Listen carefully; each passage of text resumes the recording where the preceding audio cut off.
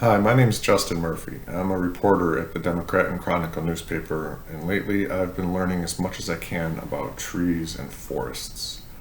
Now, when we think of forests, most of us have a picture in our mind of a huge space that's totally covered in trees, maybe on a mountain or a famous forest like the Amazon rainforest.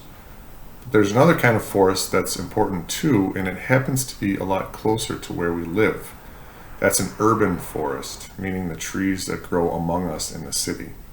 It may not look the same as a wild forest, but it still serves a very important purpose in keeping the earth and us healthy. There are almost 70,000 trees in Rochester on streets and in parks. Let's think about a typical tree we might see near the sidewalk. Why is it important?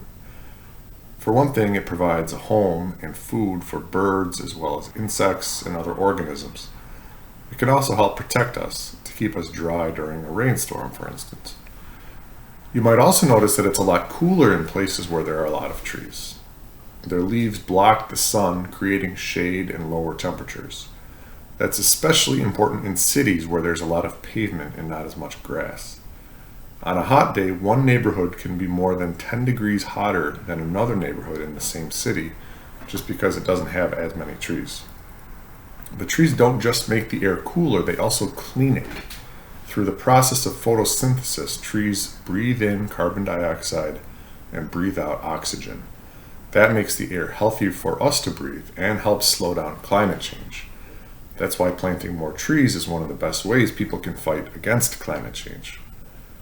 It's no surprise that people who live among a lot of trees tend to be healthier.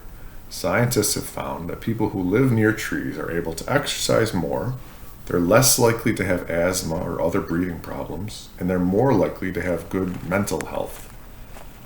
Unfortunately, in Rochester and a lot of other cities, some people have more trees near where they live than others.